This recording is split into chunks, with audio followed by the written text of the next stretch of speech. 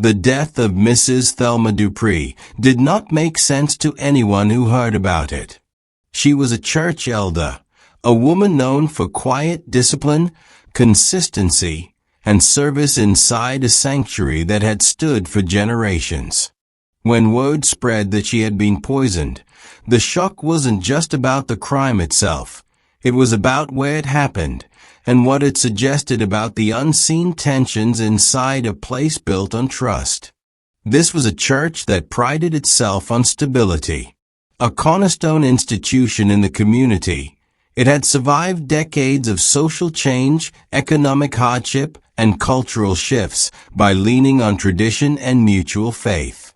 Within those walls, disagreements were handled privately, leadership was rarely questioned, and loyalty was considered a virtue.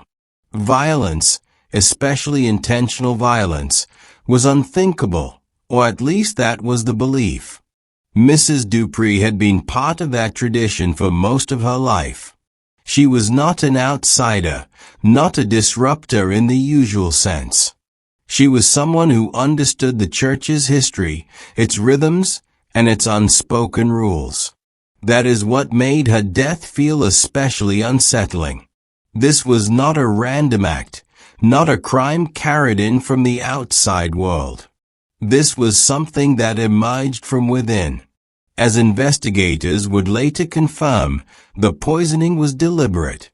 It wasn't impulsive. It wasn't accidental. Someone had made a decision, inside a sacred space, against a respected elder, and followed through. That realization forced a difficult question almost immediately. What could possibly motivate someone to commit murder inside a church? At first, many in the congregation resisted that question entirely. The idea that conflict inside the church could escalate to something so final felt like a betrayal of everything the institution represented. But beneath the grief and disbelief, there were whispers about disagreements, about money, about conversations that had grown uncomfortable in the weeks before Mrs. Dupree's death. This case would not unfold like a typical murder investigation. It would not center on strangers, chance encounters, or sudden rage. Instead, it would expose how long-standing systems, built on trust rather than oversight, can quietly become vulnerable. It would reveal how cultural norms meant to protect community can also protect misconduct. And it would force a reckoning inside a space many believed should never need one. Mrs. Thelma Dupree's death was not just the loss of a person. It was the moment the church's inner workings, long shielded by faith and familiarity, were pulled into the light, whether anyone was ready or not. To understand why Mrs. Thelma Dupree's death sent such deep shockwaves, it's necessary to understand the church itself. This was not just a place of worship. For generations, it had functioned as a gathering space, a support system, and a stabilizing force in the community. Weddings, funerals, food drives, civil rights meetings, and moments of collective grief all passed through its doors. The church was where people turned when the outside world felt uncertain. In many black communities, institutions like this one carried responsibilities far beyond Sunday services. They were trusted to manage resources, guide moral decisions, and protect communal dignity. That trust was built over decades, often in environments where outside systems had failed or excluded the people inside. As a result, internal matters were handled quietly, leadership was rarely challenged publicly, and financial oversight relied more on reputation than regulation. This particular church had long been described as well-run, though few could explain exactly how. Contributions were collected faithfully, expenses were paid, and programs continued without interruption. For most members, that was enough. Asking detailed questions about money or governance felt unnecessary at best and disrespectful at worst. Stability was taken as proof of integrity. Before continuing, it's worth noting that if you value careful, respectful examinations of cases like this, stories that go beyond headlines and look closely at the systems behind the crime, consider subscribing to Beyond the Evidence. Liking the video and turning on notifications helps support long-form investigations that prioritize context, accountability, and the people affected most. Against this backdrop, Mrs. Dupree's role becomes clearer. As an elder, she was not just a figurehead but a steward of the church's values. Elders were expected to protect the institution's future, even when that meant asking difficult questions. The church's long history of trust had worked for decades, but it had also created blind spots, spaces where oversight faded and assumptions took its place. Those blind spots would matter, because when concerns finally surfaced, they did not emerge in a vacuum. They arose inside a system that believed itself immune to the kinds of failures it now faced. And once that belief was challenged, the foundation of unity the church relied on began to show signs of strain. Mrs. Thelma Dupree was widely known as dependable, measured, and deeply committed to the church's mission. She had earned a position as an elder through decades of service, not ambition. Her influence came from consistency, showing up, following through, and holding herself to the same standard she quietly expected of others. To many, she represented continuity, a living link between the church's past and its future. Within the leadership structure, however, authority did not function evenly. Certain figures held influence not because of formal titles, but because of longevity and control over key responsibilities. Financial matters, in particular, were often concentrated in the hands of a small circle that had managed church funds for years with little outside review. This arrangement was not hidden, but it was rarely discussed, framed instead as practical trust in familiar hands. The congregation mirrored these dynamics. Older members tended to value tradition and discretion, believing that internal disagreements should never become public. Younger members, while respectful, were more likely to ask questions and expect transparency, shaped by broader cultural shifts toward accountability. These differences rarely erupted into open conflict, but they created quiet fault lines that leadership learned to navigate or ignore. Mrs. Dupree occupied an unusual position within this structure. She was trusted enough to be heard, but principled enough to press when answers felt incomplete. Her approach was not confrontational. She did not accuse or threaten. Instead, she asked for clarity, for documentation, for reassurance that the church's resources were being handled responsibly. For some, this was seen as diligence. For others, it felt like disruption. Personal relationships complicated matters further. Years of shared history meant that professional roles were inseparable from friendships, family ties, and mutual obligations. Questioning decisions could feel like questioning character. Accountability risked being interpreted as betrayal. In that environment, even well-intentioned concerns could be received defensively, especially when they touched finances, a subject long considered off-limits. As these dynamics played out, the church continued to function outwardly as it always had.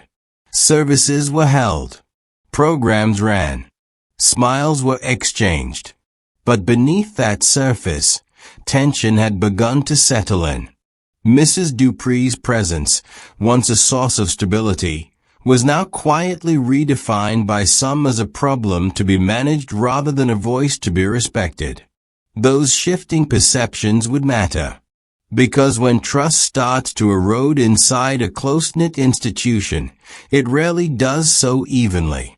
It fractures along relationships, loyalties, and unspoken fears, creating conditions where disagreement can escalate in ways no one initially expects.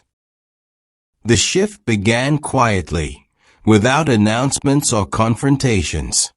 Mrs. Thelma Dupree did not raise alarms from the pulpit or air grievances in public meetings. Instead, she started asking questions in the spaces where decisions were typically finalized behind closed doors.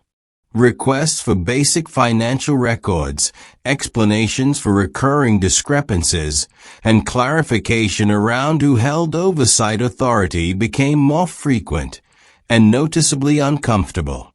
What she encountered was not outright refusal, but deflection.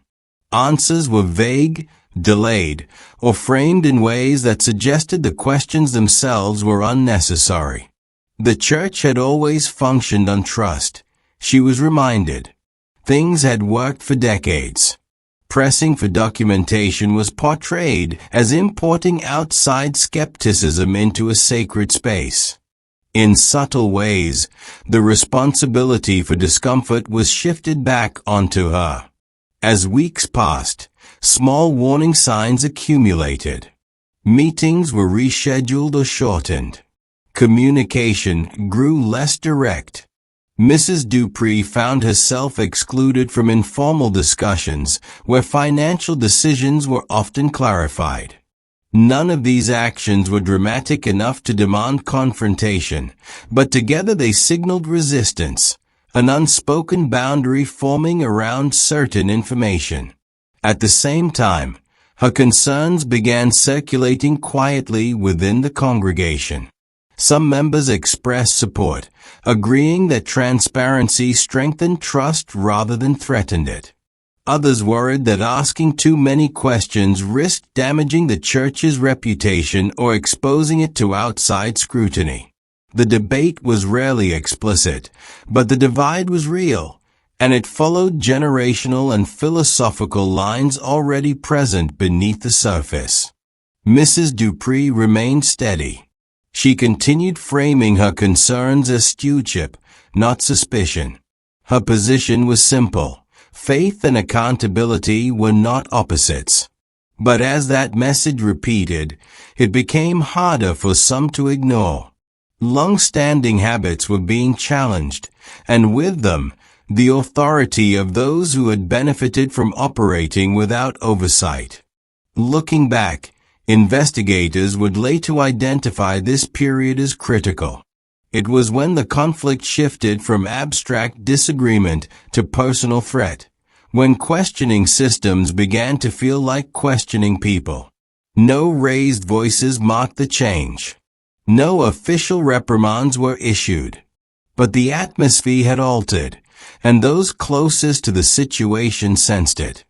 The warning signs were there, subtle but persistent. A respected elder asking the wrong questions in a system unused to answering them. A culture of trust straining under the weight of scrutiny. And a growing sense that something once managed quietly was no longer going to stay that way. As the weeks passed, the atmosphere inside the church continued to change in ways that were difficult to measure but impossible to ignore. What had once been quiet resistance hardened into something more deliberate. Decisions were made faster, with less discussion. Financial matters were increasingly framed as settled issues, not open questions. The message, though never stated outright, was becoming clearer. The scrutiny needed to stop. For Mrs. Thelma Dupree, this shift did not prompt retreat. She remained consistent, grounded in the belief that her responsibility as an elder was to protect the church's integrity, not its image. She continued requesting clarity, continuing to document concerns, continuing to believe that transparency would ultimately strengthen the institution she loved. But consistency, in this environment, began to feel threatening to those invested in maintaining the status quo. The tension did not erupt publicly. There were no dramatic walkouts, no official votes of censure. Instead, the conflict compressed inward. Conversations grew more guarded. Alliances became more apparent. What had once been a shared mission now felt divided between preservation and reform. And in that narrowing space, the stakes quietly rose. The turning point came without warning. Mrs. Dupree fell ill suddenly, the severity of her condition immediately alarming those around her. At first, there was confusion. Illness was not unusual, especially among older members. But this was different. Symptoms escalated quickly, defying simple explanation. What initially appeared to be a medical emergency soon became something far more disturbing. Medical professionals determined that Mrs. Dupree had been poisoned. The conclusion was precise and devastating. This was not an accident. It was not the result of contamination or misfortune. Someone had intentionally introduced a lethal substance, with enough planning to ensure it would go unnoticed until it was too late. The realization sent shockwaves through the church and the wider community. The gravity of the crime lay not only in the act itself, but in where it occurred. This was not a public street or private dispute carried out in isolation. This was a targeted killing connected directly to an internal conflict within a sacred institution. The church, long viewed as a refuge, had become the setting for calculated violence. News spread quickly, but understanding lagged behind. Many struggled to reconcile the image of a peaceful congregation with the reality of murder. For some, denial was immediate. For others, suspicion took hold just as quickly. The question was no longer whether there had been wrongdoing, but who had felt threatened enough to act. Investigators moved carefully, aware of the sensitivity surrounding the case. Every step forward risked deepening the community's pain. But the facts were unavoidable. Mrs. Dupree's death marked a definitive escalation, from internal disagreement to irreversible harm. Whatever had been festering beneath the surface had crossed a line that could not be uncrossed. In the wake of her death, the church was forced into a position it had long avoided. Silence was no longer protective. Trust was no longer enough. And the conflict that had once been managed quietly was now impossible to contain. In the days following Mrs. Thelma Dupree's death, the church was overtaken by a grief that felt both heavy and disorienting. Longtime members struggled to process the loss of someone who had been so steady, so familiar, so deeply woven into the life of the congregation. Vigils were held, prayers were offered, and the language of faith was leaned on heavily, even as disbelief lingered beneath every gathering. But grief did not exist in isolation. Almost immediately, it was accompanied by unease. The knowledge that Mrs. Dupree had been poisoned made mourning complicated. This was not a tragedy caused by illness or age. It was an act of violence carried out by someone with access, proximity, and intent. For many, that reality transformed the church from a place of comfort into a space of quiet suspicion. Reactions varied sharply. Some members closed ranks, defending leadership and emphasizing unity over questions. They feared that public scrutiny would do irreparable damage, not only to the church's reputation, but to the broader community that relied on it. Others felt that silence was no longer an option. To them, honoring Mrs. Dupree meant continuing the work she had begun, even if it exposed uncomfortable truths. Outside the congregation, the case drew growing attention. A murder connected to internal church conflict disrupted common assumptions about where violence occurs and why. Community leaders expressed shock and concern, while media coverage struggled to balance respect with the undeniable public interest.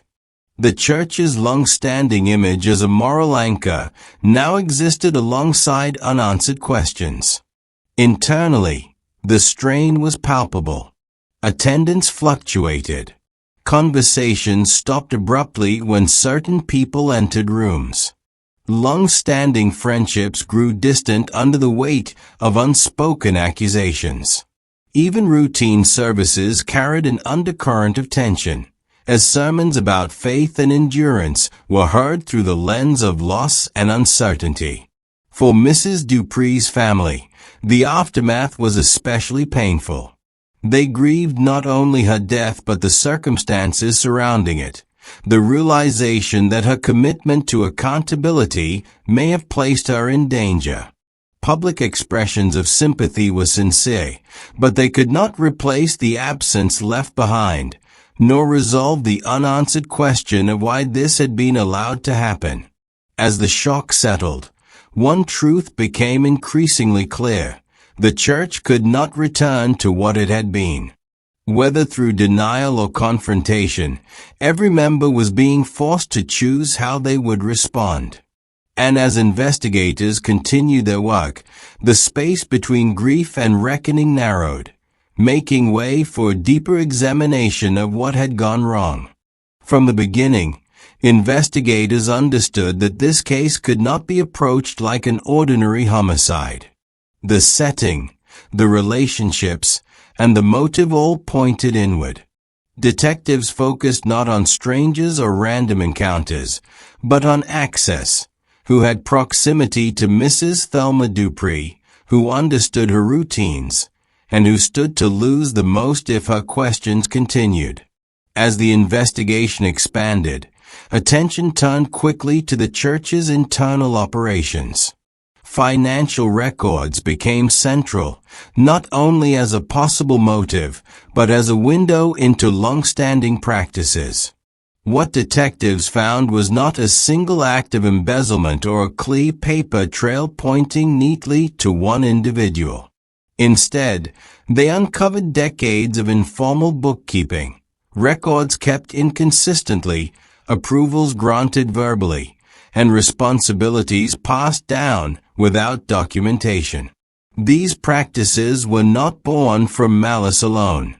Investigators noted that they were rooted in cultural norms shaped by necessity and trust. In earlier decades, churches like this one often operated independently because external systems were inaccessible or hostile. Trust replaced oversight. Reputation replaced regulation. Over time, those survival strategies hardened into tradition, even as circumstances changed. But tradition, detectives concluded, had created vulnerability. With no clear checks and balances, financial authority became concentrated. Accountability became personal rather than procedural. And when Mrs. Dupree began asking questions, she was not just challenging numbers. She was challenging a system that had gone unquestioned for generations. The deeper investigators dug, the clearer the pressure points became. Financial discrepancies emerged that could not be easily explained. Decisions affecting large sums of money lacked written justification. Responsibility shifted depending on who was asked. While not every irregularity pointed directly to criminal intent, the cumulative picture suggested motive. Exposure was coming, and for someone, it posed a serious threat. As these findings surfaced, the case took on a broader significance. This was no longer just about how Mrs. Dupree died, but about what her death had interrupted. Detectives began framing the homicide as an attempt to preserve silence, to stop scrutiny before it reached a point of no return. That framing reshaped how the crime was understood, both legally and morally. The revelations sent shockwaves through the congregation and beyond. For many, The idea that trusted systems had operated without oversight for so long was deeply unsettling. For others, it confirmed long-held suspicions. What could no longer be denied was that Mrs. Dupree had been right to ask questions, and that those questions had struck at something fragile and exposed. By the time investigators began narrowing their focus, the church's internal world had been fundamentally altered. Secrecy was no longer possible. The past, once protected by custom and silence, was now evidence. And the investigation made clear that accountability, once resisted, had become unavoidable. The consequences of Mrs. Thelma Dupree's death extended far beyond the immediate resolution of a criminal case. As investigators finalized their findings, the church was forced into a period of public reckoning. Long-standing leaders stepped down or were removed, not all under the weight of direct criminal charges, but because the systems they oversaw had failed so profoundly. Authority that once felt unquestionable was now openly scrutinized. Legal outcomes followed. Arrests and court proceedings brought a measure of accountability, though they could not undo the harm already done.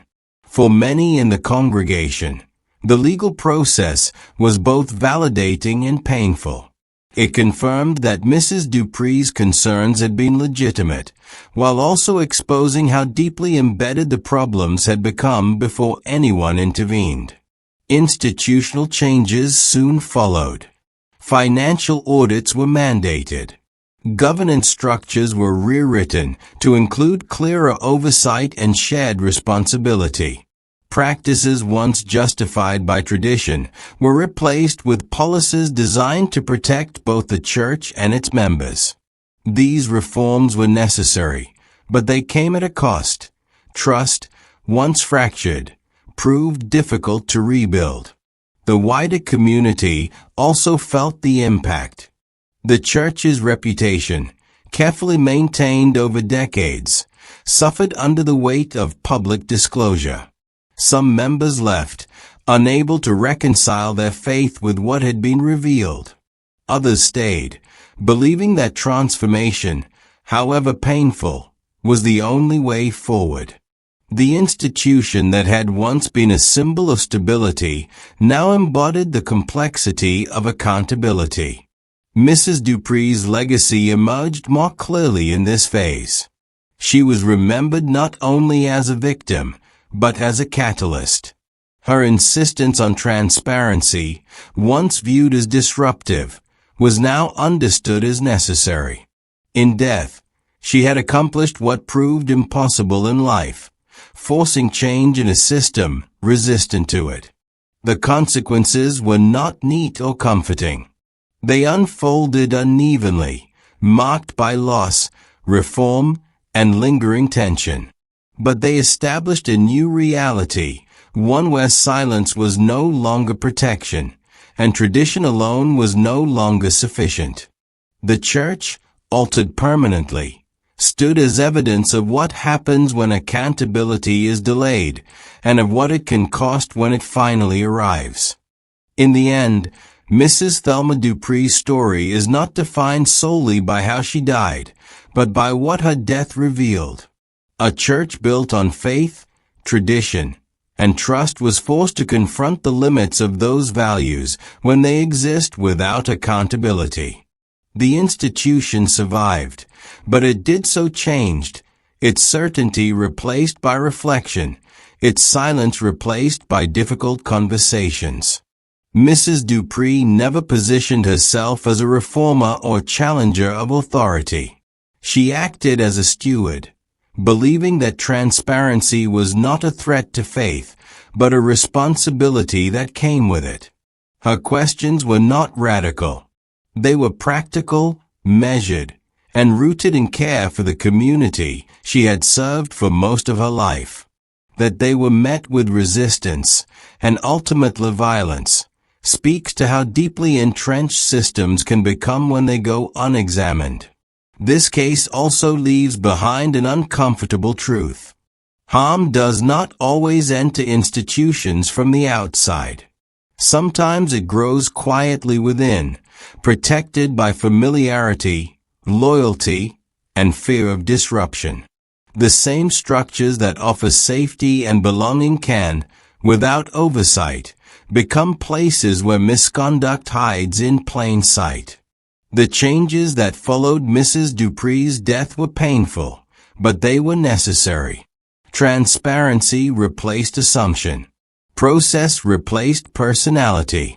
While no reform can justify the loss of life, her legacy lives on in the safeguards now in place, measures designed to ensure that accountability does not depend on courage alone.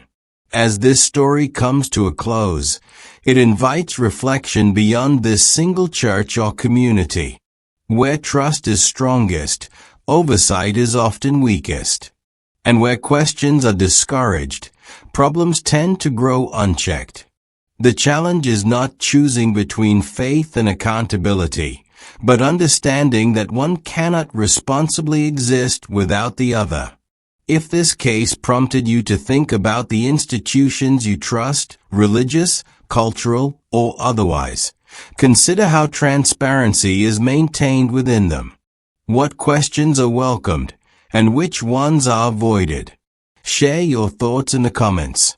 And if you believe stories like this matter, consider supporting Beyond the Evidence by engaging with the channel. These conversations are difficult, but they are necessary.